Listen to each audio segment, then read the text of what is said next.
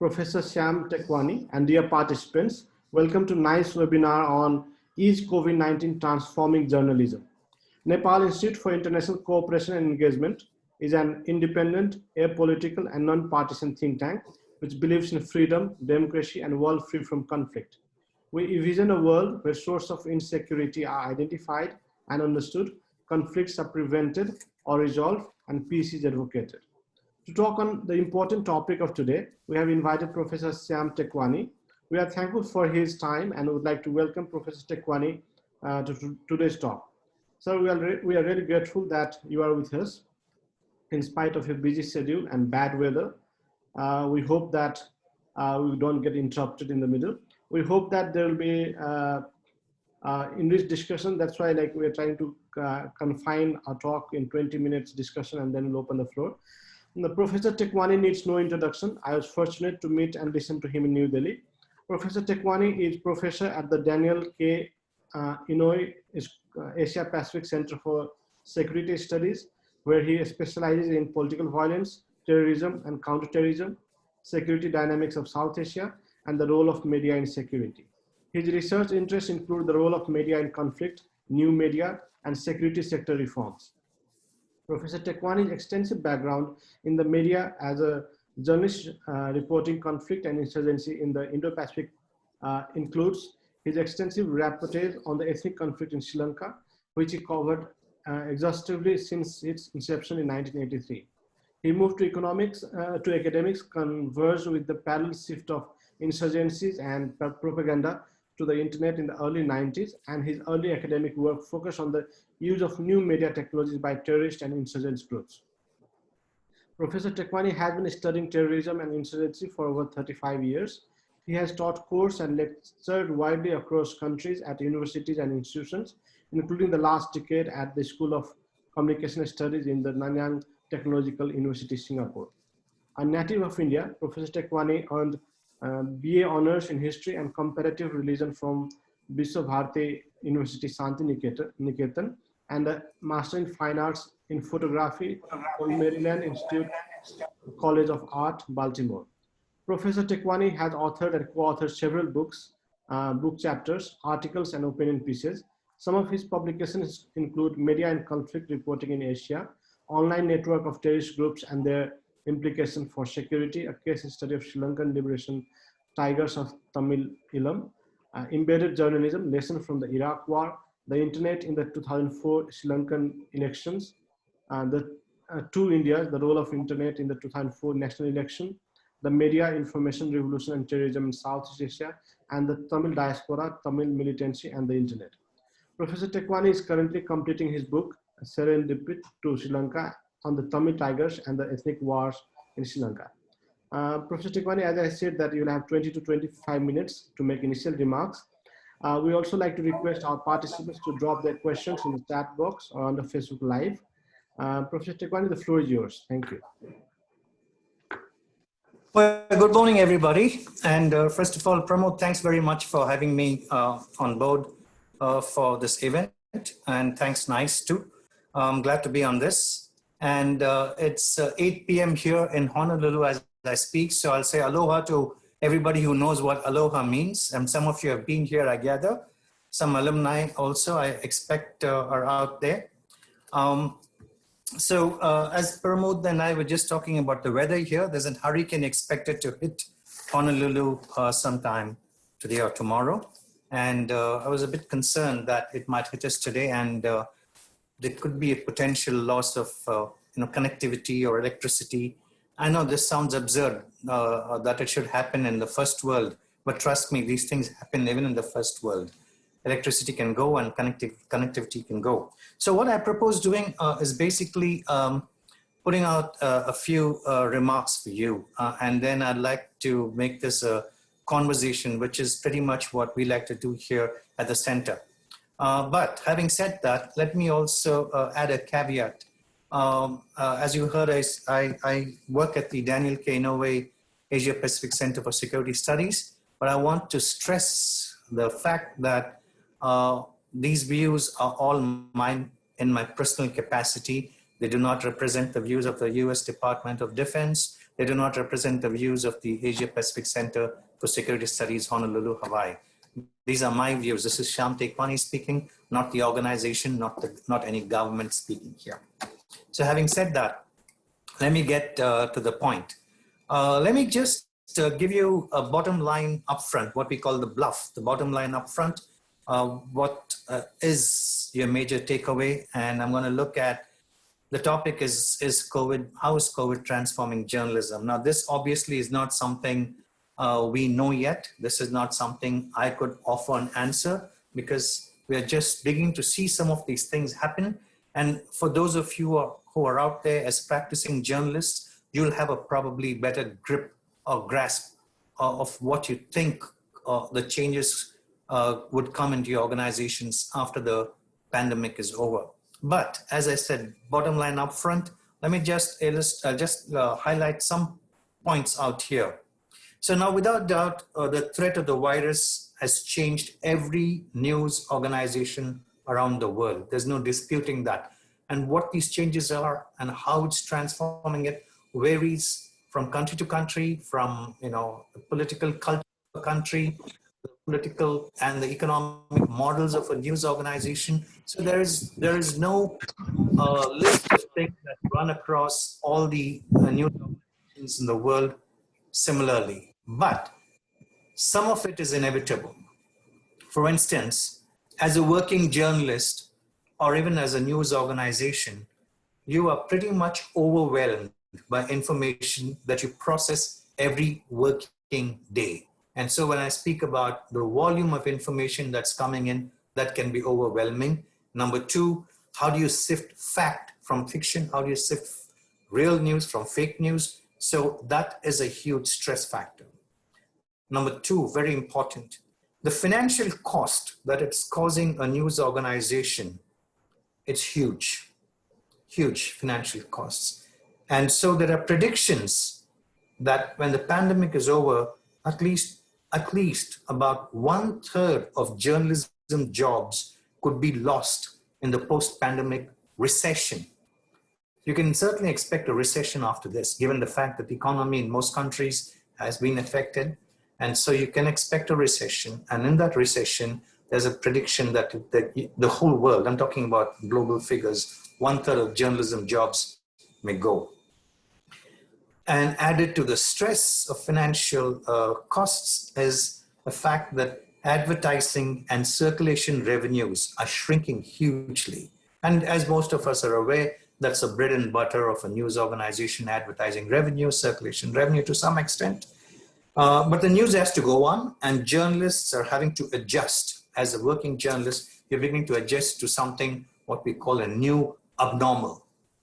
Now the question is whether this new abnormal becomes a new normal after the pandemic is gone is a moot point. It's hard to say what that could signify. Remember, there was also a huge loss in the initial months of physical newspaper sales. There were rumors, there were fears and anxieties that picking up a newspaper from a news vendor could actually carry the virus in it and you could be stricken by it. Of course, in most parts of the world, that rumor has now been demolished, but nevertheless, it took a huge hit. The news media took a huge hit, the print media particularly, at the initial onset of the crisis. And then, more important, it is even more difficult now for journalists. That's the fourth point I want to make, to get a clear perspective on what is going on around you. Forget around the world, but in your immediate vicinity, what is going on around you. It's becoming even more challenging given the fact that more and more governments in the region, and when I say region, I'm talking about South Asia and to some extent Southeast Asia, more and more governments are taking this opportunity to find ways to muzzle and throttle the media as best as they can. They seem to have a legitimate reason to do so. Most of them are finding legitimate reasons to do this, but that is another factor that most journalists are confronting, which makes it even more challenging to get a clear perspective of what is happening around you. So all this put together has put huge amount of pressures on journalists, editors to some degree. Some would say that the pandemic will usher in a once in a lifetime generational transformation. Now, what that transformation is going to look like, it would be, I think, futile to predict at this point. We'll have to let some more time pass before we begin to see what are the likely transformations that are going to ensue. But there are indicators, there are pointers in that direction.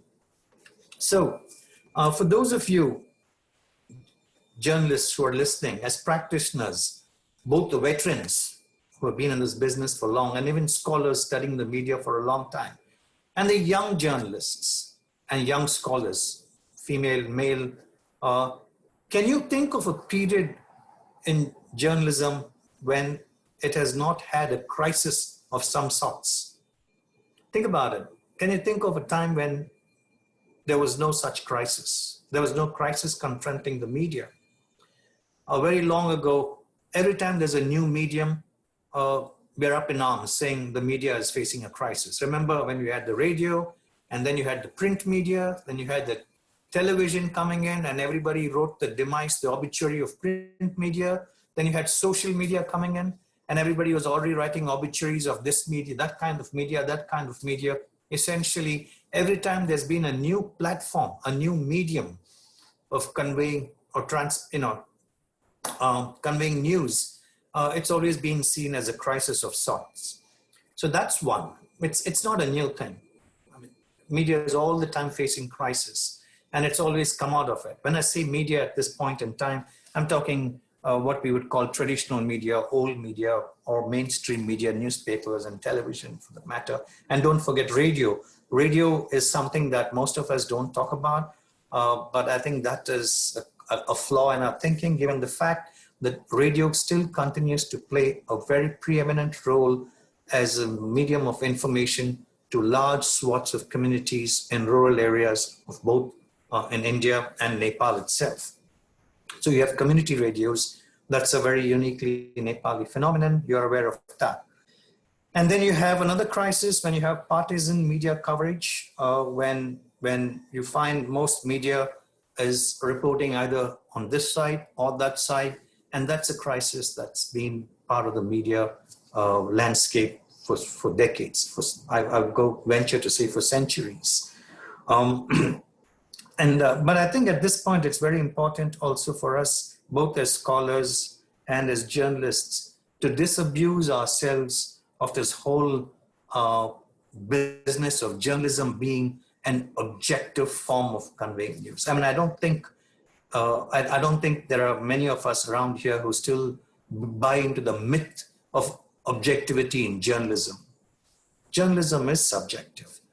And I mean, the good journalism, of course, adheres to the high principles of journalism, where you talk about fair play, where you talk about, well, balance is a much abused word right now, but I guess fair play, accuracy, honesty, these things matter. Objectivity, let's not pretend that such a thing exists. And it's a very lofty myth, objectivity, this business of objectivity, but it's always subjective reporting. It distinguishes itself from things like gossip and rumor and, water cooler conversations, primarily because it scrupulously follows the tenets of good journalism, ethics of journalism. So I would say, and now as I speak, having spoken about these two major crises, a new medium comes on the scene, it's a crisis of sorts. And then the fact that there are periods in our history, even in the media, where it's amplified, this partisan coverage is amplified. And other times it's not so amplified. When is it amplified more often? It's usually, you'll find that right now you're witnessing it in India, where there's business about China, or if it's a business against Pakistan. You look at the kind of tone and coverage most of the media puts on display for most of its consumers. That's one situation that you often see it. But I think more and more it's not a crisis, but more and more dirty secrets are being unveiled as we speak, even within the media. Now, whether it is inadequate representation of gender, there are fewer women in newsrooms, whether it's discrimination, not discrimination, but inadequate representation of the caste. India is very renowned for that caste system. Economic strata, which status or which strata of economic activity does the journalist come from or the editor comes from. So those are some of the issues that are coming to play right now. And in some news organizations, these are seen as crises. And others, they see it as something that's natural and evolving. And even news organizations are getting smart about issues that they've been reporting for years, but not been looking at within themselves. So now that's another issue that's constantly coming up. Now and as I said, some see it as a crisis, but there's one constant across all this, and that's a genuine crisis, is when most governments, they, with a lot to hide, now whether it's scams, whether it's corruption, or whether it's their own incompetence or inadequacies, most governments were thin-skinned. They take this opportunity to essentially clamp down on the ability of the media to do its job as it ought to be doing, which is to hold governments accountable and to provide the necessary information to the public or populations so as to enable them to make informed decisions about things that matter in their lives. Now, as the cliche goes, the first casualty of war is truth. And this is one cliche that keeps resurfacing every time there's a crisis of this sort. Now, there's a prime minister in the region who's declared this business of dealing with COVID as a war on COVID. And what's the first casualty? It's truth. And whose business is it to convey truth? It's the media. And you find that happening with greater robustness in the region as I speak. So this is a different kind of crisis to my mind.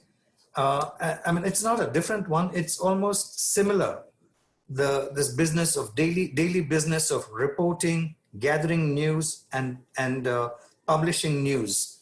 I find the challenges today somewhat similar to what it was in the United States after the attacks of 9/11.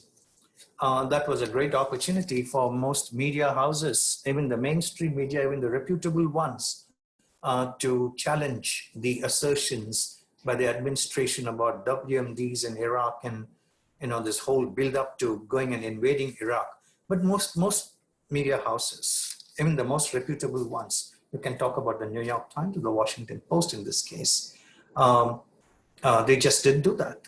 And why was that? Because it was almost instinctive for them, almost obligatory for them to report around the flag. It's all patriotic reporting. And you see a lot of that bullcrap as I speak. India-China is a case in point. Well, even what's happening with India and Nepal right now. If you look at the kind of reporting that's coming out of India on Nepal to a large degree, that should tell you how the media is abandoning its role, it's abandoning its job of being accurate and fair and honest, because it is all about reporting around the flag at this point as I speak. So the point is, journalists are faced with new challenges ever so often, as the old media landscape continues to evolve into an increasingly fluid digital ecosystem of competing platforms and outlets. And so much so now it's all about measuring success, especially if it's social media. Basically, are your articles being read? And it's not enough if they're read. Are people subscribing to your magazine or your webzine or whatever it is, instead of just not even reading it, but sharing it? So I mean, that's another challenge that's coming into social media outlets, where most media, a lot of media houses are moving their product online to the virtual domain.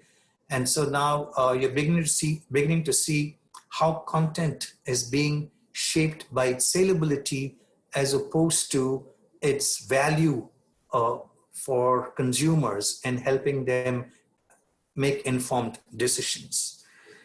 The interesting thing is media has always been a tumultuous field, more so now, especially with the emergence of social media. So,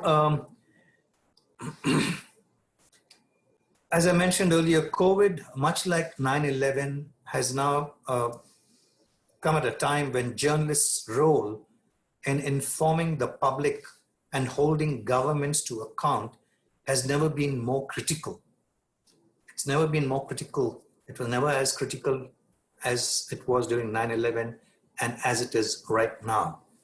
At the same time, what are we contending with? With all these economic challenges and challenges to the credo of journalism, there's disinformation, there's safety risks for journalists, and the threats to press freedom are mounting. You know, and for me, the biggest concern is they're mounting to a degree that they're becoming the new normal. Most media that I see, at least that I track, are beginning to accept that as a normal. The question is that going to be the template after the pandemic? Is that something most media houses and most journalists are going to see as a template? This is how media should function, especially, and I'm talking about, I'm more concerned about younger journalists out in the region. Now remember, most journalists are not people, at least the younger lot in the region, are not people, most of them, there are exceptions, but most of them are not people who have been trained in the craft of journalism. Most of us have gone into journalism because we are passionate about it, because we think that's our true calling, whatever reasons there might be.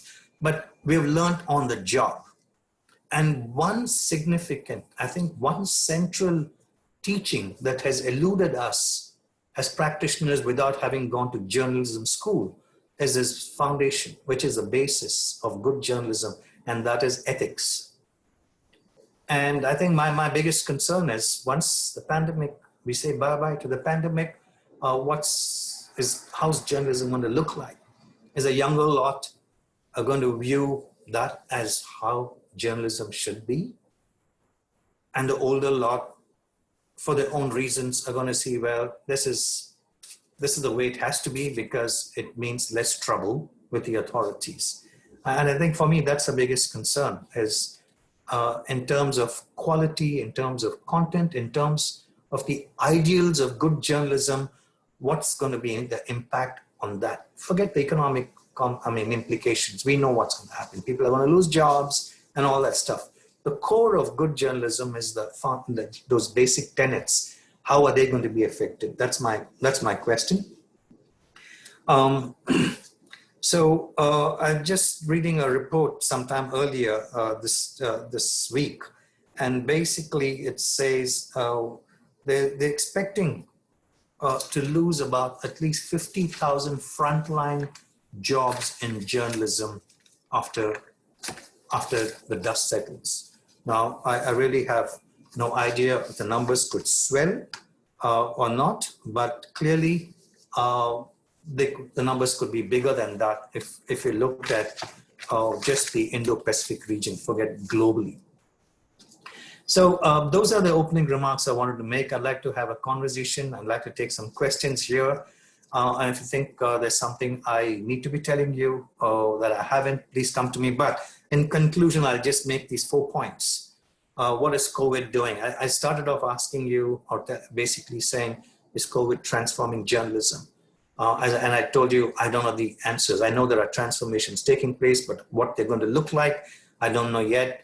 And some of you practicing journalists are probably more aware of what it may look like. But I can definitely tell you there are 4 things that are happening that are clearly visible, that can't be missed. COVID is definitely transforming the journalism practice, the practice of news gathering and news publishing, and the business model. What's the business model going to look like? The economics, it's transforming all that, and it varies from country to country. Number 1. Number 2, it's propelling disinformation far more rapidly than in the past. And it's triggering at least it's impelling most of us as and journalists to find new ways to combat fake news or disinformation. You have to get as inventive, as creative to combat it as those fake news purveyors are. Number three, there are greater safety risks for journalists today as I speak because of COVID. In the past, it was when you went out to be a war correspondent that was seen as a safety risk, but this is no less. It's a very big safety risk here. And finally, I'd say it is creating new global media freedom threats. It's intensifying existing threats to media freedoms in the region. And therefore, it's also making it more important and imperative for media houses to find ways to protect themselves against these threats. So Pramod, let me stop here. I'll be happy to take questions, and these are opening remarks. Let's go ahead. Thank you, sir. It was a very comprehensive and enlightening presentation. We have got lots of questions, so I'll not be able to filter the question or arrange it. So it will be like, there can be repetition because there are many questions which we have addressed during a presentation. So you can skip that and go to the other questions. So I'll start with first three questions. First is what is the impact of COVID-19 on journalism, which you have already addressed. So you can directly go to the second question, which is how will virtual platforms replace print journalism? That is first. Second is post-COVID-19, there is flood of webinars like this. People are also enjoying it more than the television shows.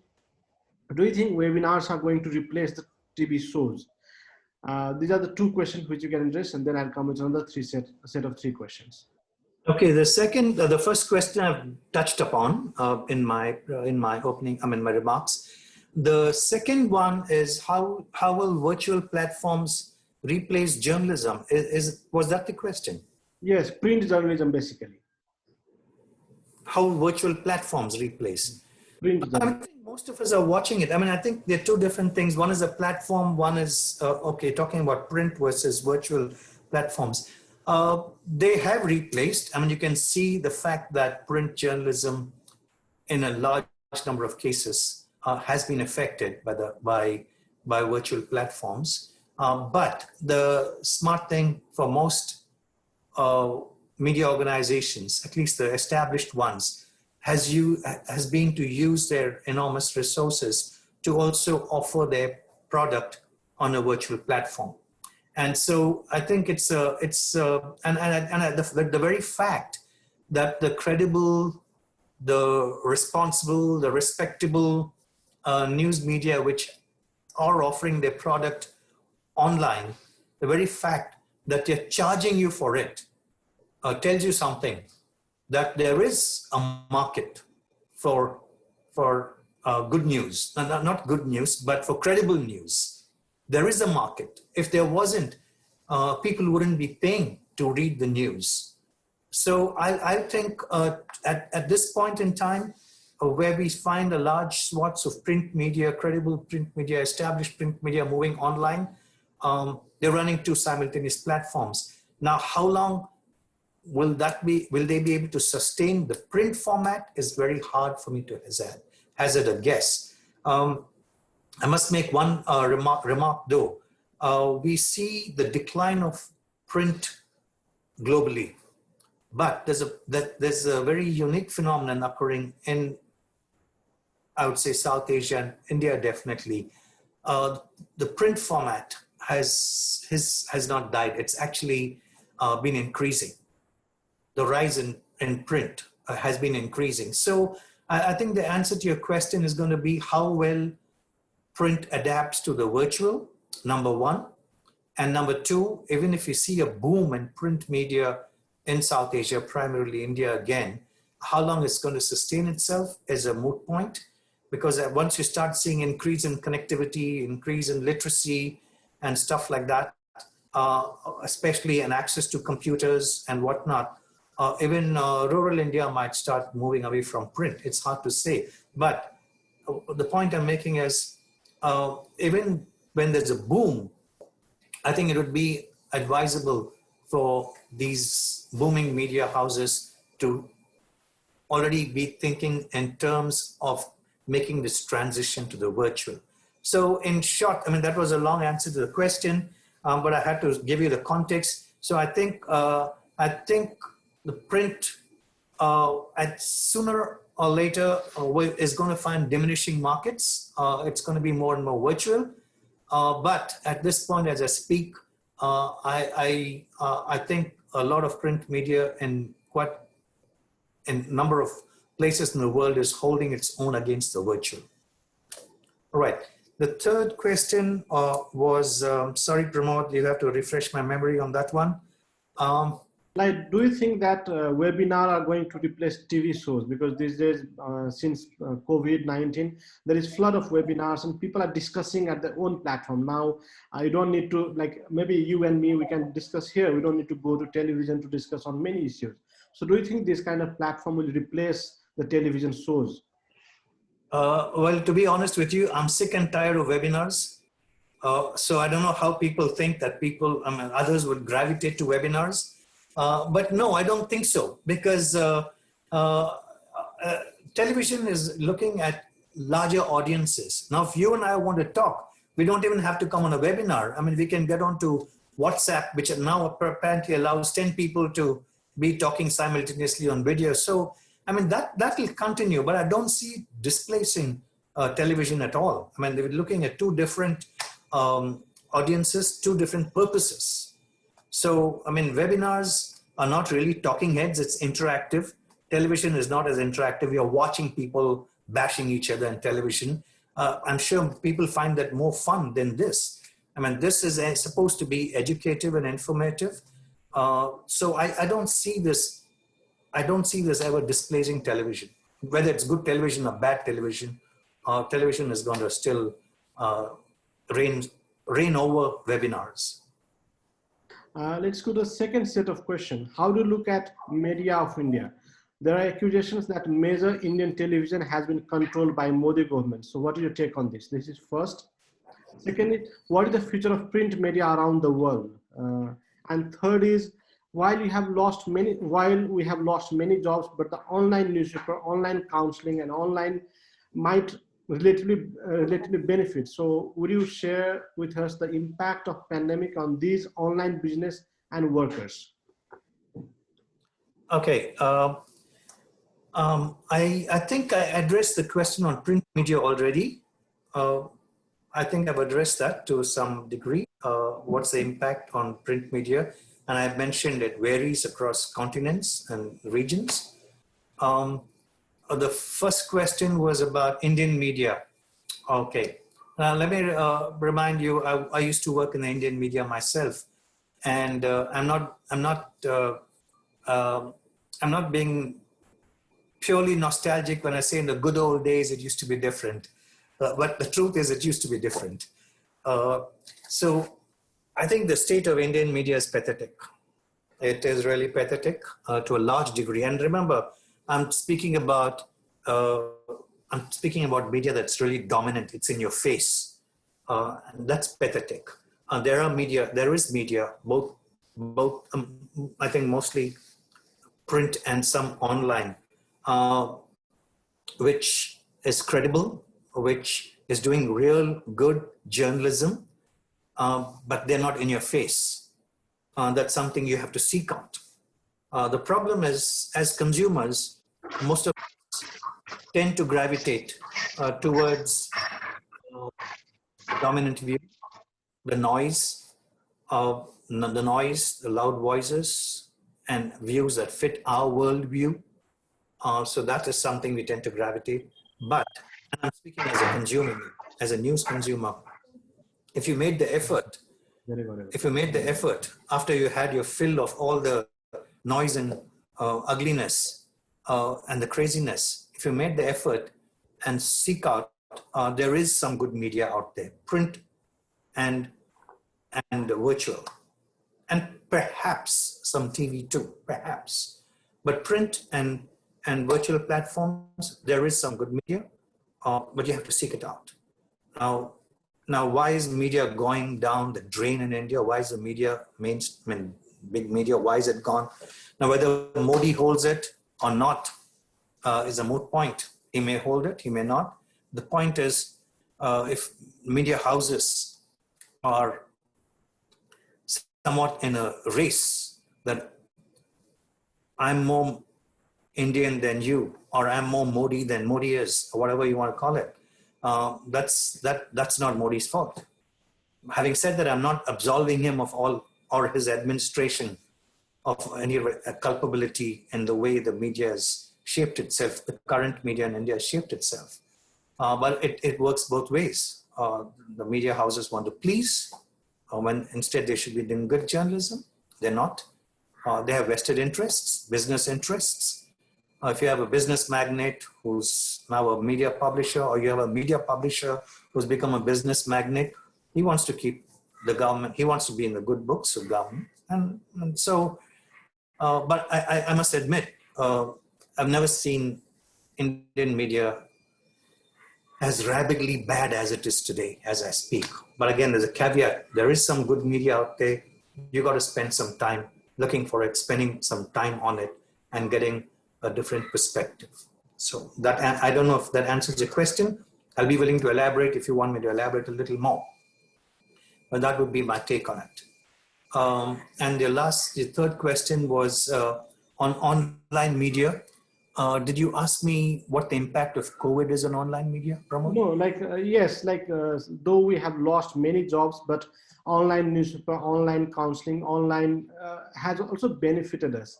So would you share what will be the impact of pandemic on the online business and workers? It's something not directly on the media. Well, it definitely affects, when we speak about the pandemic affecting economies, it's affecting economies everywhere, including the online models, whether it's a news portal or mostly news portals, they're the ones. And on the other hand, if you look at people like Amazon, they're doing booming business. The guys become even more of a billionaire after the pandemic. So it depends on what kind of online business you're talking about. Definitely the media has been affected. Jobs are affected. Operations and the ways of delivery are affected. If earlier they reported news by the hour, now they're probably doing it every 6 hours. Pardon me. So there has been an effect. And as I mentioned, you can't really say that it's one size fits all. It's not that one kind of effect we speak on is across all media. It differs on the cultural, economic, political ethos of the country or a publishing house or an online business that you're talking about. So it's hard to say, or to make a generalization and say, and this is the effect. But I think to a large extent, if you're speaking about news media, it has definitely affected the news media too, in terms of layoffs, in terms of economics, in terms of even frequency and accuracy of news. There's little, and I think this is what I would like to say, is when you start downsizing, when you start laying off, your frequencies cut down because you're not able to gather news at that pace, number one. But more importantly, if you're a credible media house, then the one thing that you can't compromise on is your stringent gatekeeping. You get a piece of information that you want to put on your website or on your online platform, you want to make sure that, because then you start depending on freelancers, then you start depending on, because you can't pay reporters, you're depending on freelancers. When you depend on freelancers or even outside external sources of news information, then you need to be sure that your gatekeeping gets even more stringent, that you don't put in fake news or you don't put inaccurate news or misinformation. So all that is affected. Let's go to the other round of question. What is the link between media and propaganda? I do not find much difference between Chinese propaganda media and many Indian media channels. Your take on this? This is the first question. Second is Indian media was recently criticized for its coverage during Nepal's earthquake for insensitivity. Recently, Nepal has stopped airing Indian media as it made fake stories of Chinese ambassador to Nepal honey trapping Nepali Prime Minister. How sensitive are Indian media in particular and media in general when it comes to foreign policy and security issues? And third is, don't you think human rights violation in China is a bigger news, but human rights violation of India is not much covered? Similarly, atrocities of Muslims in West is not a big news, but atrocities of Muslim in China is a big news. What is your take on this? Okay, that's a lot. Now I have to refresh each question. Let me take the last question first, because we're talking about human rights violations and the West is not covered, but what's happening in China is covered. Well, how about human rights violations in India? That's not covered as much as in the West as it ought to be covered, whether it's lynching of Muslims, whether it's the brutality against the lower castes in India, or whether it is the atrocities against women in India. You know, unless it's a very sensational case, you don't find much of that reported. And there are geopolitical factors for it. Nobody wants to rub people, countries in the wrong way, especially when you're trying to seek an alliance, or when you're trying to be friendly with that country for whatever reason, either for its huge markets or for its strategic location, whatever it is. So usually when the media is, in the past, they would tell you, well, you know, what's the point in my printing news when my audience is not interested? I'm a newspaper sitting in India. Nobody wants to know what's happening in East Europe with atrocities against China, atrocities against Muslims, or atrocities against its citizens. So that used to be an old excuse. Reason. Maybe it's not an excuse after all, but to some degree, you know, I've got to give my audience what they want. They're not going to read about a report of X country in East Europe treating its migrants or immigrants in such a manner. But there's another geopolitical, that was a business reason, because if I don't publish news which my readers are not going to be interested in, they're not going to buy my paper or my magazine, and therefore there's no point in my publishing. So that was a business reason. Now the reason is, it's not spoken about as much, but I think the real obvious reason is you don't want to mess with a country, especially if you're trying to build a relationship with it. So there are geopolitical reasons for it, why they're not being reported. However, I must say that you're beginning to see more reportage on what's happening in that part of the world, especially whether it is with what's happening to the Muslims and the lower castes and women in India, for instance. That's being reported more and more across the world. And again, it's reported in credible and established media houses. So I think you're seeing some changes, but to a large degree, if you do not see these reports, these are the usual two reasons. The West is not interested. Nobody's reporting on what's happening in Nepal or Sri Lanka, unless, you know, Rajiv Gandhi gets assassinated in Sri Lanka, then it becomes headline news here. If the king in Nepal gets assassinated, then it's headline news here. So those kind of stories make the big news here when you look at those countries. But if you look at countries like India or China, everybody's into China bashing now. It's a sport now to a large degree. You bash China, you'll definitely have 10 people to listen to what you have to say. But if you're going to be talking about what's happening in Bhutan, nobody's really interested. So all that plays into why certain kinds of news gets big play, why certain kinds of news gets no play at all. And that's similarly true of media in Nepal, media in Bangladesh, media in Sri Lanka. If you look at what they report, their first concern is their own country, and then maybe the region, and then maybe they go global, depending on what the nature of the news is. So I don't know if that answers your question.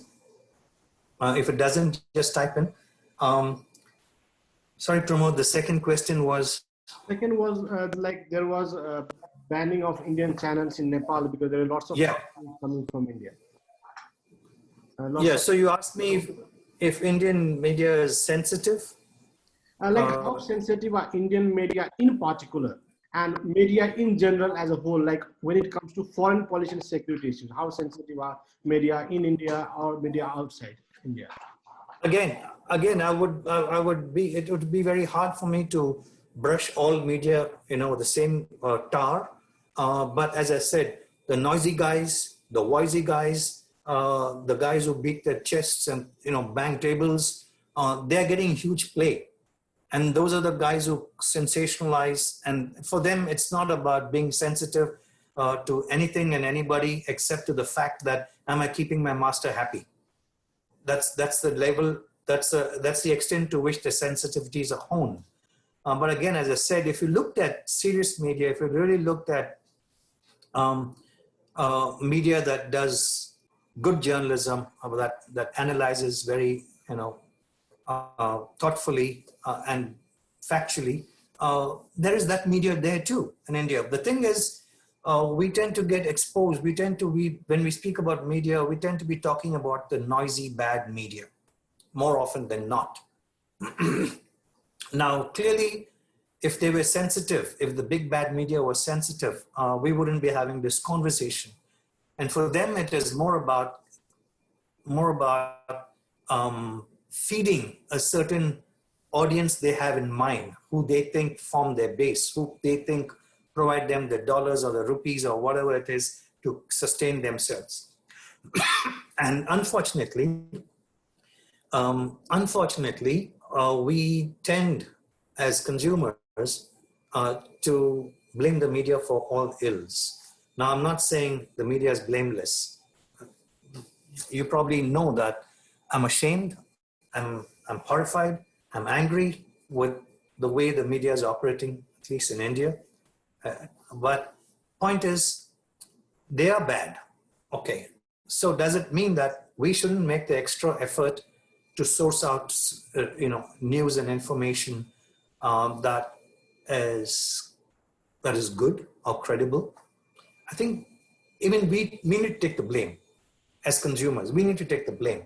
We can go on and rightfully so, we can, each of us illustrate 100 examples of how horrible, insensitive, bad, sensational, cheap, trashy the media is, all of which is very, very, very true.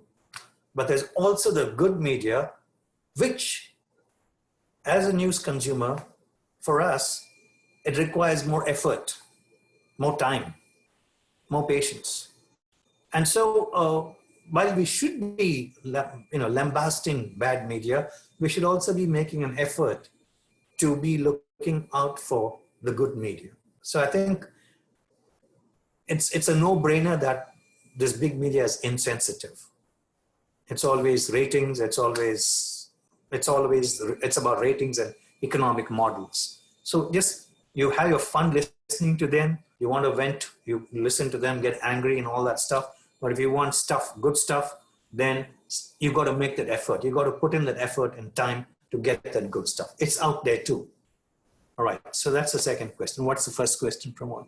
And the first question was like a link between media and propaganda, how it is different, how Chinese media and Indian media is different today. Why only Chinese and Indian media? For most governments, they see media not as a fourth estate whose job is as a watchdog. Their job is to hold governments accountable. Their job is to give you honest, accurate, fair information to a citizen to make informed decisions. That's the job of the media. Now, most governments don't see it that way. If you're a government that has a lot to hide, that is incompetent, that is corrupt, then the media cannot afford to be a watchdog. You want it to be a lapdog. You want to tame it, you want to keep it on your lap and keep petting it, throw a few crumbs, which is what is happening to a large amount of media in the region. Without having to name them, I'm sure you know who they are and what they do. So the distinction between propaganda and media can only be there when media houses take it upon themselves to function, to do what they're expected to do, which is accountability, fairness, and accurate information. If they themselves are susceptible and vulnerable to the lures of office, then the distinction between propaganda and media doesn't exist. Forget blur, it just merges. And governments are aware of that, they'll take advantage of that. We always keep talking about, oh, I'm going to digress a bit here, but we always keep talking about how publicity is the oxygen of terrorism. Because we give publicity to the terrorists, therefore it makes them more omnipresent, omnipotent, more powerful, and all that kind of stuff. You flip it, you can apply it to governments too. I mean, and if you think it's only the terrorists who are using media for their benefit, governments are doing the same thing. Every government will want to do the same thing. At least most every government will want to do the same thing. And then it depends on you as a media. Do you want to be a propagandist? Do you want to be an activist? Do you want to be a journalist? Or do you want to be a media house, a credible media house? The onus is on you. So in fact, factually, the lines can get blurred very, very easily between propaganda and media. And it's up to the media house to position itself in that dichotomy of where does it want to position itself. Let me go to the next set of questions. What is your comment on media, of American media? How critical is media in the United States? We have seen them being critical in recent times since Trump administration, but not much in the past. Was it because we did not have greater access to US media, but it has changed because of social media, or was it there? Second is, UK has BBC, the US has CNN, Middle East has Al Jazeera, and China has CGTN. Can India rise without having a media of global access? So the role of global media for rising power. Third is, how do you look at the role of US media on George Floyd and Black Lives Matter issues? Okay, so the first one is about American media. Well, let me remind everybody about All the President's Men. If any of you read the book or seen that movie, you know how President Richard Nixon was ushered out of office, don't you? It took two journalists, Carl Bernstein, Bob Woodward of the Washington Post, and it took them not 1 day or 2 days, it took them months, almost a couple of years of hard legwork to collect all the evidence and very, very sound, good journalism. And that saw the exit of a president of a country. Okay, so I should basically say, I like to cite that example about American media. Now, I'm not suggesting that that pinnacle of glory has sustained itself in the last 5 decades. No, I'm not suggesting that. I alluded to the 9/11 event. And from my personal experience and from what I saw, it was disheartening to see American media not doing its job the way it did when it dethroned, when it ousted President Nixon in 1972. I thought that was a big, big, big downfall. I thought that was a big disappointment, especially in the years between 2001 and 2003. In the lead up to the Iraq war, the media could have been more sensitive, more rigid in its gatekeeping, more, more investigative, but it wasn't. And my reading of that situation is primarily because it was a different country. You basically, most of the media got around the flag, and suddenly it became patriotic media, which was slightly different from hammering its own president for corruption and for his bag of dirty tricks. So I'd say that the record has been inconsistent, but on balance, I would say the media in the US is, I think, again, when we say the media in the US, there are different kinds of media. And you have trashy stuff. And if you happen to be just watching trashy stuff, then you're going to go back with the view that the media in the US is as bad. And you could well be right, but that's just one perspective. But there's also other kind of media where, again, if you spend some time to find out who's doing what, which media is reliable, which is not. And now one media might be reliable on a certain issue, it may not be as reliable on another issue. So it means more work for us as consumers. Just because New York Times or Washington Post or the New Yorker or the Atlantic has a piece which is hard-hitting, very solid investigation, it's taken a great stand, doesn't mean they will be equally good with everything that they're covering, okay? So that's something you want to bear in mind. Just because it's New York Times or Washington Post, it's not the Bible. It's not. They're above everybody else. But even on certain issues, they may not be as good. So you got to be looking out for who's saying what and where. I don't know if that answers your question, but I think overall, I think there's far greater freedom here to say what you want to say. There's far greater access to information. There's far greater, I mean, we're really comparing apples and oranges here. I mean, they may have the same economic difficulties, but other than that, the level of training, the level of exposure, the level of teaching people the craft, people learning the craft, and I think the exposure is also very important. It's apples and oranges. It's much better here in the US, the media overall, than I would say in my our part of the world. So I don't know if that answers your question, and I'm not. As I said, it's really comparing two different things. So that's my answer to that question. Your other question was BBC, Al Jazeera, CNN. You forgot Fox. But can India's rise be accompanied without a media house like that? Without having an international, a global media house like that? I think it would probably accelerate it a bit, but I don't think it's entirely. I don't think it's an impediment. Yes, there would be a little more mileage one could get out of that. But India not having a global media institution, it might reflect poorly on the quality and resources and ability, but it certainly doesn't hinder India's chances of rising. So that's the answer to that. And your first one, again, I think I should start taking notes. I'm sorry, Pramod, but the third question is on like the role of media on George Floyd case or Black Lives Matter issues. Like what was the role played by US media? But I think to a large extent, it was leading from the front. Again, it depends on what media you're following.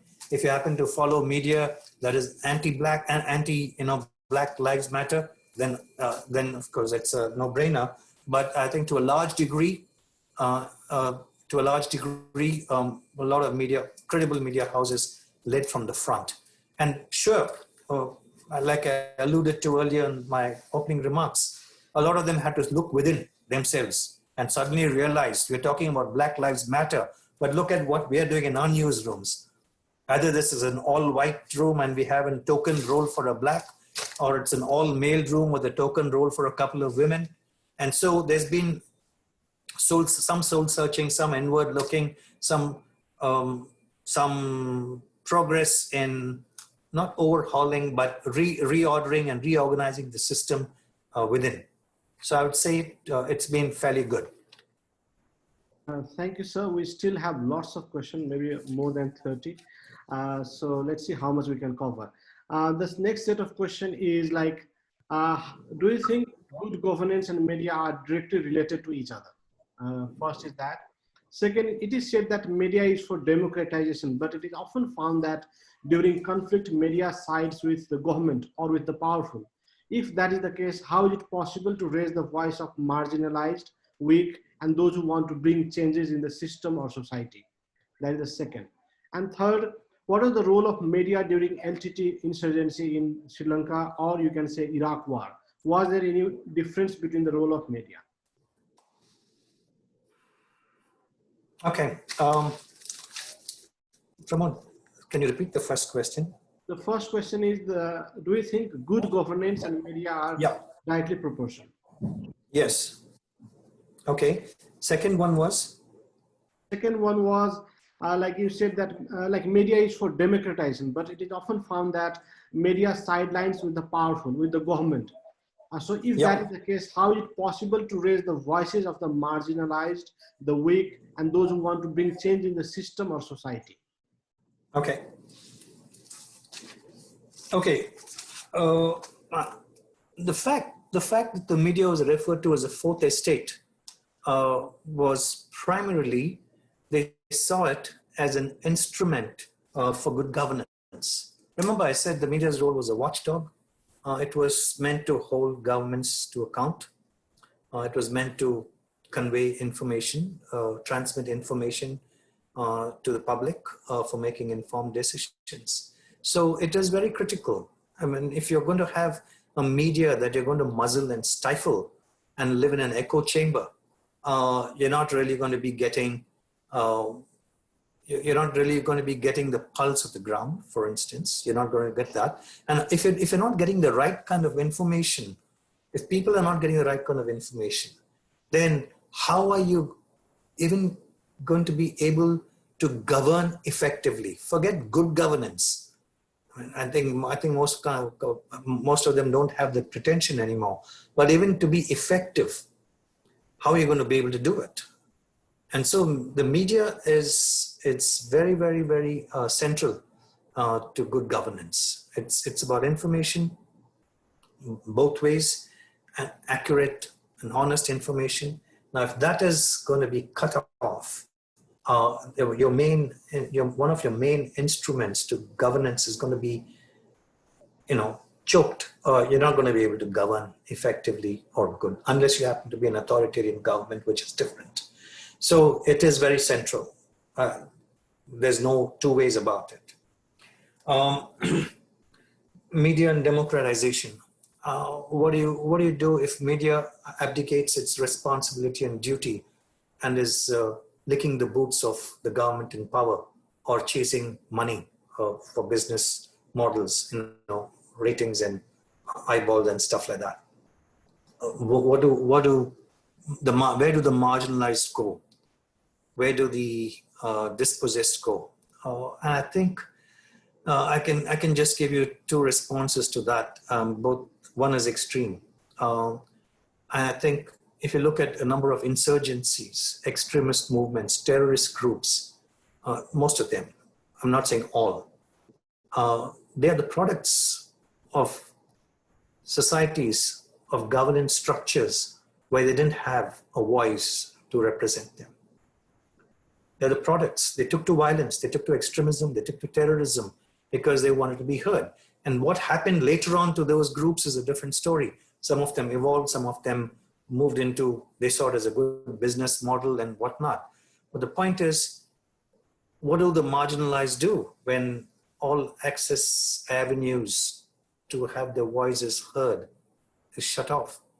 Some would turn to extremism and violence, and the other, to some degree, as we see in today's world, you have the social media, the new media, there are blogs, there are YouTube channels and so on and so forth. But is that sufficient? At some point, they're going to find that's not sufficient. They're not reaching the kind of audience they need to reach. But I think at least they find that as a safety valve. The fact that they're able to get their voices heard, it might not be to the multitudes, it might be to a very niche group of people, but at least the voice is being heard. So that's my answer to that question. Where will they go? What can they do? There's always extremism, which a number of groups turn to. And then there's new media and groups that don't have access to either. Well, they face the danger of being marginalized even further, and perhaps even, unless somebody speaks up for them, some enlightened person in the upper strata of society or the media or somewhere, someone speaks up for them, there's always a danger of them being totally, erased altogether. And of course, there are examples galore in the region, but that's a point. So that the choices for them are very limited. One can be of violence, one can be of, gradual increasing marginalization. So that's the second question. The third question, comparison between Iraq and NTTE. Well, with the LTT movement, the governments of the time, both Indian and Sri Lankan, they decided the best way to deal with the situation was not to let the media enter the war zone, the war areas. So there were curbs. They prevented media going into the place, and so as a result of which, most of the media was reporting on the Sri Lankan issue based off briefings by the military, by government spokesmen, or by LTT handouts. So depending on which side of the river you were in, you either reported solely based on, and the LTT was very skillful in using propaganda material, or even news as they called it, as much as the government was. It's not that the government was giving you news or the military was giving you news. They were giving their version of news, which was propaganda, and the LTT was doing something similar. So it was basically, most reporters were reporting on the Sri Lanka conflict. It was propaganda from both sides. And to report from the ground, you had to find ways to get into those areas. But there again, even if you did get in, you were at the mercy of the tigers. Or if you happened to go on a joyride with the military, you were at the mercy of the military. So it kind of constrained your reporting. With Iraq, what happened was, I think the governments had learned a few lessons from the past. Remember the Vietnam War in the 60s and 70s? There was a very famous quote that came out. It's been attributed to a lot of people, so I'm not going to name who said that, but they said the US did not lose to the Viet Cong. The US was defeated by the Nikon camera. And the implication being, it was the media, all those savage photographs that came out of Vietnam, the little girl running naked with napalm burns. Then there was this Colonel Sloan shooting a Viet Cong prisoner, and then there was this Buddhist monk who set himself on fire, and then there was a shooting at a university, Kent State, I think it was, where one student was shot dead. Protesters who were shot, one of them was shot dead by the National Guard. So those were four iconic images of the Vietnam War, and it built public pressure. It built huge public pressure on the government of the day to back off from Vietnam. And so it's often said it was not the Viet Cong that drove the Americans away, it was a Nikon camera. So that was the Vietnam War.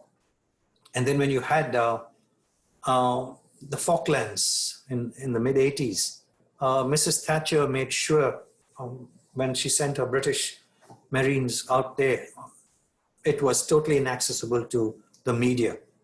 The media had absolutely no access. And I think it's probably one of the wars where we have very, very, very little visuals coming out of that war. Probably none, unless they've been distributed by the UK army itself. And then you had the Gulf War I. Now that war, the government was very clear that it wanted to control the flow and access to information. So they came up with something called a pool system. Nobody could just walk into the war zone. Nobody could just fly off to Iraq and report. You had to be ferried across by the military on their plane for a day's sojourn. You go in the morning, come back in the evening, perhaps 2 nights. And there were a huge number of reporters and photographers who wanted to go there. They had to draw a lot, and only a certain number of people were selected on the condition that you may belong to XYZ organization, but when you come back, you got to share your reports and photographs with everybody. So that was kind of a pool system. Not everybody was happy with that. With the Iraq War, 2003, based on the feedback they got from all their previous experiences, they figured the best way to do it is to embed journalists with with the army. And of course, that sounded great and exciting that you were going to actually witness firsthand battles and, scenes and report. To a degree, yes, but to a large degree, no, because most of these journalists had to make a lot of non-disclosure statements. You can't do this, you can't do that, you can't do this. So they had a tremendous amount of constraints there too. And so what did we see out of that embedded business? Did we see any news coming out that helped us think differently about the war? I mean, at least to understand the war, not just the context in the background, but even the daily life of average normal citizens, not initially. What you had were more first-hand accounts of how brave the soldiers were, how difficult the life of a soldier is. I'm not saying those stories don't matter. They do, because soldiers are important and they are human beings and all that. But the point is that those are the kind of stories we saw, a huge amount of stories. The real stories of Iraq happened only after this whole embedded system was kind of dismantled, so to speak. So I think the point I'm making here is more and more governments, especially when it comes to war, are one of the priorities. And that's where the quote came from: the first casualty of war is truth. It becomes a propaganda war from the government, from the military, from those who are fighting the governments and military. So it's propaganda all the way around. And if you happen to be in the middle of it all, in the action on the ground, it's still difficult to decipher or to at least untangle yourself from all the propaganda that's going on. But it's one step better than just relying on the propaganda sitting in a 5-star hotel or a bar room in some hotel. So the point is, more and more governments want to control the flow of information and access to information, and the onus is on the media houses and on us journalists to find a way to be able to challenge that and yet come back with credible and I would say credible and useful stories. Okay, so that's my answer to that question. Let's go to the fourth set of questions. Like, how do you critique the role of news framing techniques and mediatization concept in the context of Indo-China relations? Does it enhance the power asymmetry and threat perception? That is the first question. Second, do you think robots and international intelligence will replace the place of most journalists or news readers? I think there was a news where Chinese had tried on the robots that they read the news. Third is COVID-19 threat to free media? There are lots of news of government and media attacking on privacy. In the age of surveillance, is it practical to talk about privacy?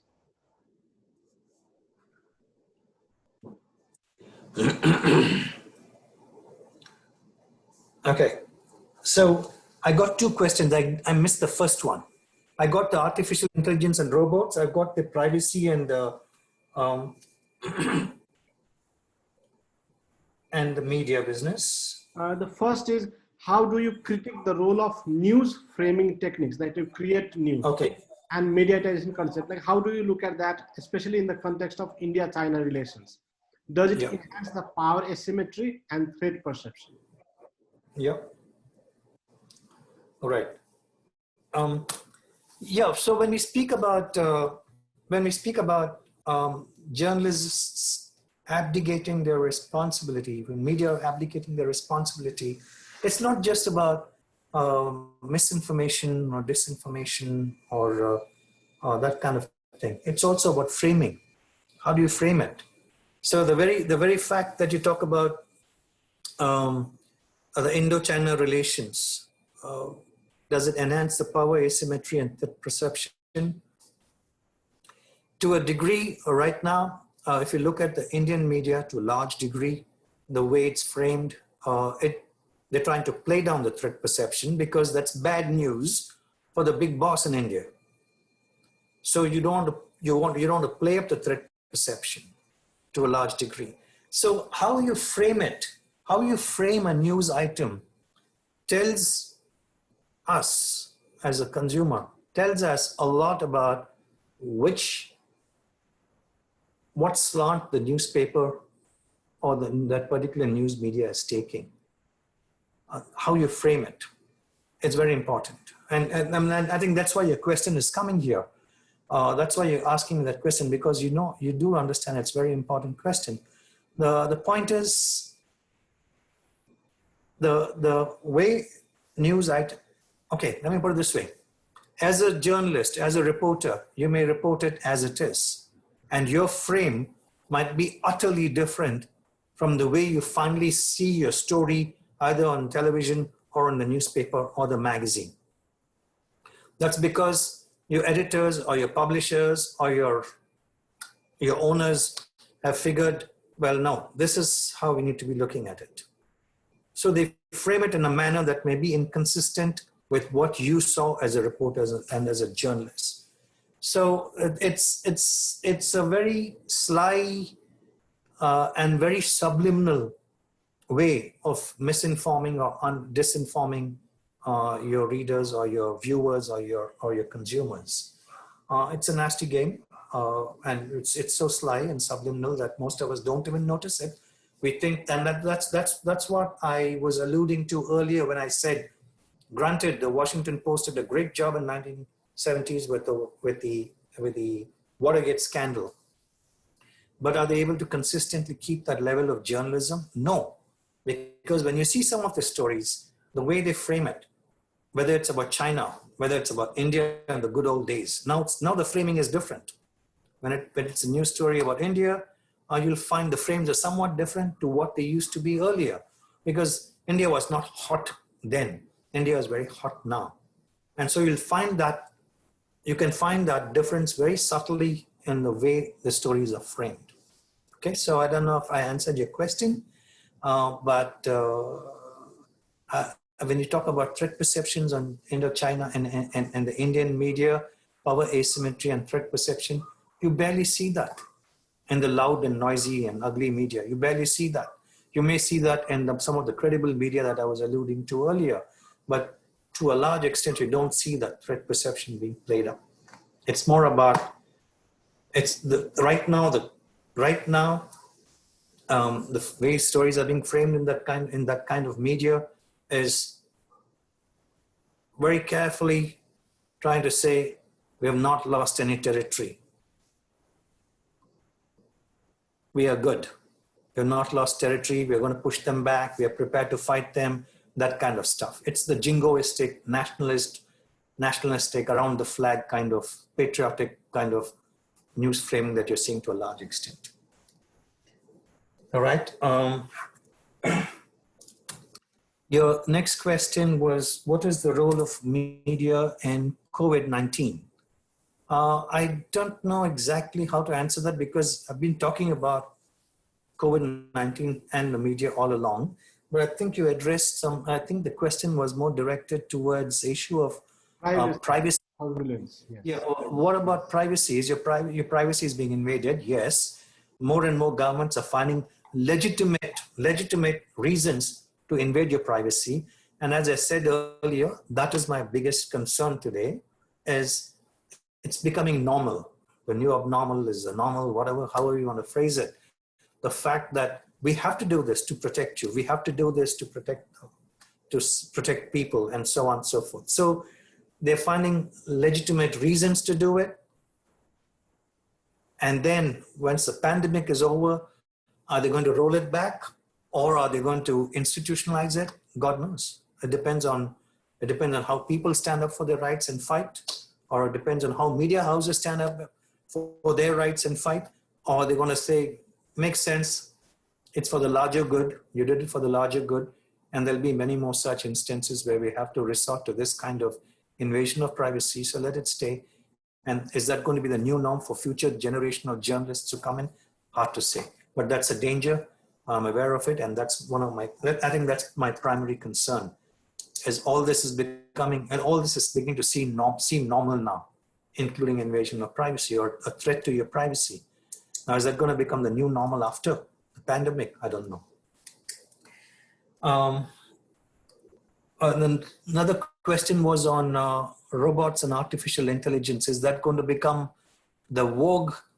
Is that going to displace media altogether? I think we are very, very, very far away from it. I don't think we need to fear. Okay, China did that. There might be another country or two doing it, but I don't see that becoming a trend for for a number of reasons, beginning with the technology itself, the science and the resources, and so on and so forth. So I don't see that displacing media as we know it. Let's go to other round of question. It is said that journalism has ethics, but media house is a business company. So where do they overlap? Like truth and business, how do they go together? Another question is very similar to that. Could we say that the financial dependency of media organization like Reliance owns a big share in Network 18 of India? So how can you prevent media? Can Reliance prevent media to be free and fair? That is one. Second is, how do you look at media, especially social media, as a tool to spread hatred, fake news, racism, or polarization in society? Third is, in the context of modern democracy, how do you see the mainstream news media failing as its fourth pillar? Do you think that media has failed to emerge as a fourth pillar in modern democracy? Can ethics coexist with business? Right? Most media houses are into making money, and so how are we sure that they're going to adhere to ethics of good journalism, the tenets of good journalism? Well, it's becoming more and more challenging, which is not to say that there aren't media houses which combine ethics and business together. There are. If it's purely a media house, if it's solely very firm in its belief of its mission and objectives of good journalism, there are examples that they do exist. But to a larger extent, as I mentioned much earlier in my remarks, that is, it could be a newspaper editor or owner who's now suddenly become a business magnate and who's got diverse portfolios, all assorted businesses. The challenge is going to be bigger for them to ensure that the tenets and ethics of media ethics are followed vigorously. So I would say it becomes increasingly a challenge to do that unless you have both the guts and a sense of purpose and mission to make your media house the force that it ought to be in society. But if it's all about making money and all that stuff, your ethics are definitely compromised. And I can vouch for it. I mean, I've seen it happen to organizations that I've known pretty closely, and I've worked with a couple. You can see it happen when when interests of big business take over, precede your commitment as a journalist or a media house, then forget it. Then you become then ethics become very elastic. There are always rationalizations for what you do, or for your own shortcomings as a media house or as a journalist. So it is much challenging, far more challenging when you try and combine both together. When you have business interests and then you're trying to run a media house, it's much challenging. The second one was, you spoke about, can business houses like Reliance, they have their own media outlets. Can they allow for free and fair journalism? I think the answer is obvious. They can't. They can't afford to. They can't afford to allow. I mean, their journalists and their publications are free and fair when it comes to attacking everybody else.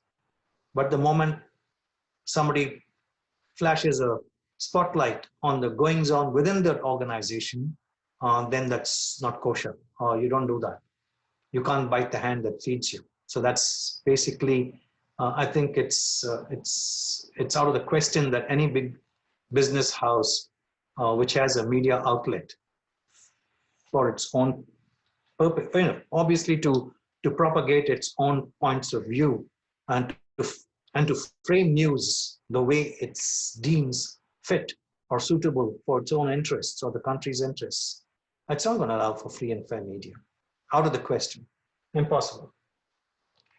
Your other question was on the role of mainstream media and stirring hatred and spreading false news. So what was the question there? We see that happening, and not mainstream, social media, but we see that happening even in mainstream media. It's not just social media. If you look at some of the TV channels in India, and I'd advise you to look at them, but if you have looked at them, you know what I'm talking about. It's not just social media, even the mainstream media is doing it. I mean, they're probably doing it far worse because there's a sense of authoritativeness which a medium like television imparts, which social media may not be able to do. So when you have 4 or 5 people sitting there and screaming at the top of their voices and saying Nepal sucks or Bangladesh sucks and Sri Lanka sucks and India is great, it has an impact. It definitely has a huge impact, far, far huger than social media could. Yeah, okay, that's my answer. Let's go to the last round of question as we are already, time is about to get over. How do you look at the role of China in global media? There are news of huge number of Chinese joining social media, and China is also buying good press around the world. So the role of China in that. Second is that media has become an instrument of public perception management and manipulation to facilitate the activities of powerful people who controls the system and resources under its command. There is little that we can learn from media today. So what is your comment on that? Third is how social media is going to change the nature of media around the world. Will it really attack those media? Will people have a greater role, like people who are not heard? Can social media be a platform, a strong platform which can impact? Third and last question is, media plays a great role on democracy and image building. So how does media play a role in foreign policy making? The role of media in foreign policy making. These are the 4 short questions. Okay, so China and global media. So the question was, there are more and more Chinese in media outlets across the world. There are more at the same time, like in recent time, there is huge number of Chinese coming on Twitter, Facebook. At the same time, they are buying press around the world so that they can write good news about China. So now China is expanding its presence in global media. So how do you look at that? Well, it's yeah. First of all, if there are more people on Twitter from China, how can you blame them? They have 1.2 billion people, so there are more people than other countries have. So it's but natural, and for them to outnumber a large any other race on Twitter. I mean, there are a lot of Indians there too, but obviously not as many Indians as Chinese for the obvious reasons. There's issue of literacy, connectivity, access to technology, and so on and so forth. So that is no big deal. I mean, they have more people, they have access to everything that they need to have access to be on Twitter. The fact that they're buying up media, they're buying up space in media to put out their stories. Again, legitimate. Any country with that kind of resource would do it, especially if they want if they want to be counted as one of the global powers. Anybody would do it. And just forget even global powers, even regionally. If you look at a number of embassies, let's take a country, a middle-sized country with embassies around the world. It's part of the job also to make sure that the right stories and the good stories appear in the media globally. So China is doing it on a large scale. They have the resources, they have the drive, and they have the people. And other countries would do the same if they had those same kind of ambitions, if they had the same kind of resources. So all that is pretty legitimate, nothing illegitimate or illegal about it. And at least it's open. You and I are aware they're doing it. Now, how we use that kind of information that they're putting out on their Twitter feeds or on the space they buy in media or the stories that their journalists write is up to us to decide. But the fact that they can do it if you could do it, you would do it yourself for all the reasons that I mentioned before. So that's my take on it. Anybody would do it. Anybody with that kind of ambition and resource and drive and would want to do it and would do it. And so that is that. The second one is, your question was on,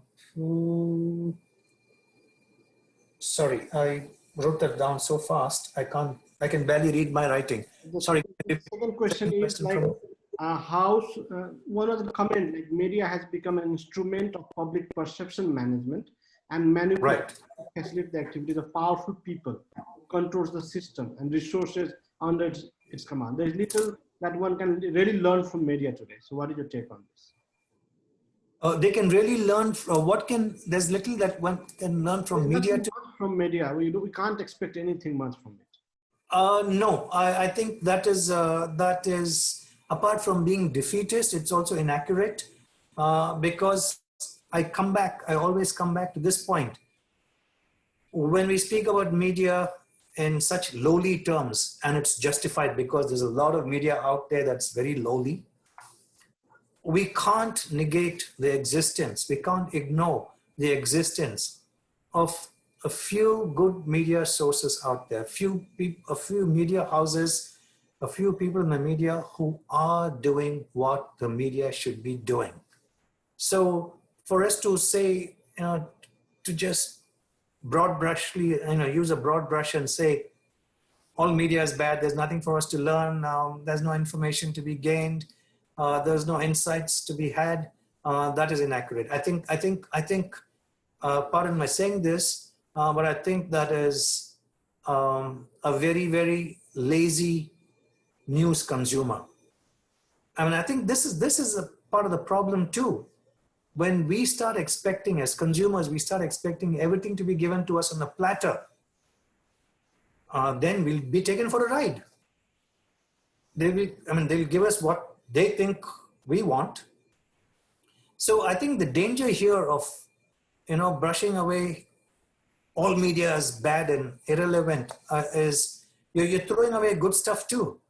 And to get to the good stuff, you have to put in a little more effort. Not little, you may have to put in considerable effort. But once you get an idea of where the good stuff is, where's credible stuff, which media will actually teach you something or give you something, then you're in a good spot. But if you're going to be lazy and say, all media is bad, I think that's a very lazy consumer. That's because we have got spoiled, having everything given to us on a platter.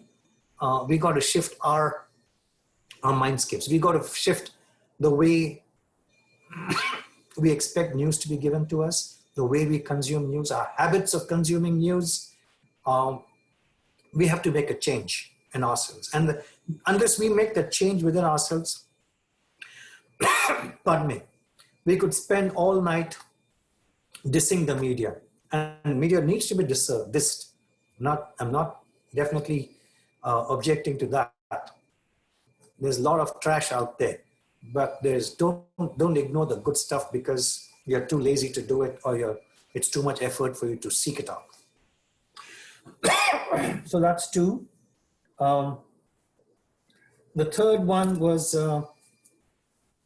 on role of media in democratization and role of media in foreign policy making, basically.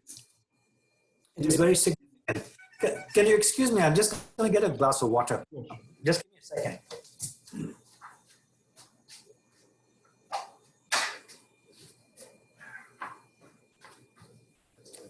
Yep, sorry about that.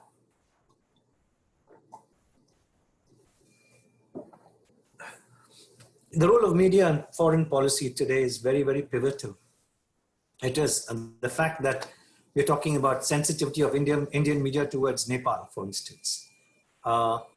If in the Indian media was, if all the big noisy Indian media was sensitive, we wouldn't be having this discussion. Because, and the fact that Nepal was pushed to ban these channels says a lot. Says a lot. Well, it's impacting people to people contact. It's impacting also the fact that there is some kind of cultural transmission both ways when you see the Indian news channels or what have you there. Point is, it is pivotal. I'm just giving you an example. I wish I could show you that slide. It's a favorite slide of mine. Newsweek, it was Newsweek, reported on their website during the run-up to the Iraq. No, this was a few years later when Iran was a hot button issue, as it is now. At that time, they ran a headline to the extent of Iran is building, is acquiring nuclear weapons. And of course, that had impact for everybody who follows that kind of issue. And then there was, obviously, there were complaints to Newsweek about it. They had to correct that headline and change the word to Iran is acquiring nuclear technology. Now, there's a huge difference between technology and weapons. Now, the implications, you can read all different kinds of implications, but the fact that a headline from a very renowned news magazine at that time saying Iran is acquiring nuclear weapons makes an impact. How many of us go beyond reading a headline in a news magazine or a news article? How many of us spend time really reading the whole story? Unless you're in the business of selling news or in academia, you don't. You see the headline, you've already formed an impression of Iran. They're acquiring nuclear weapons. So that's an example I like to illustrate how nuances like that can also affect people's perceptions. And if you're going to have a whole population of India or America saying Iran is dangerous or Nepal is dangerous by writing those kind of headlines, or even by the kind of news items which Indian TV channels are putting out now, it affects foreign policy, because then at some point the government in that country starts to feel public pressures building up. I have to do something. I have to teach the Nepalis a lesson, or I have to teach the Iranis a lesson. And then to some extent, even some foreign policy decisions are made, built around the pressure that publics are building upon you. And how did public come to that kind of belief? It's because the media was conveying that kind of information or perception or even impression. So it is very pivotal, and it's not just about foreign policy officials talking to each other. The media plays a very, very critical role in shaping the foreign policy of its own government and also governments across the border or overseas. So I don't know if that answers your question. Professor Tekwani, we still have lots of questions. However, we have to end it here. Thank you, Professor Tekwani, for your time and wonderful presentation. We learned a lot from your presentation and interaction. We are really thankful for your time and all. So I'd also like to thank all our participants for their wonderful questions. Thank you very much. Professor Tekwani, good night, and participants from US. We also would like to express good afternoon to our friends in South Asia. Have a nice day. Well, thank you very much, everybody, for your patience.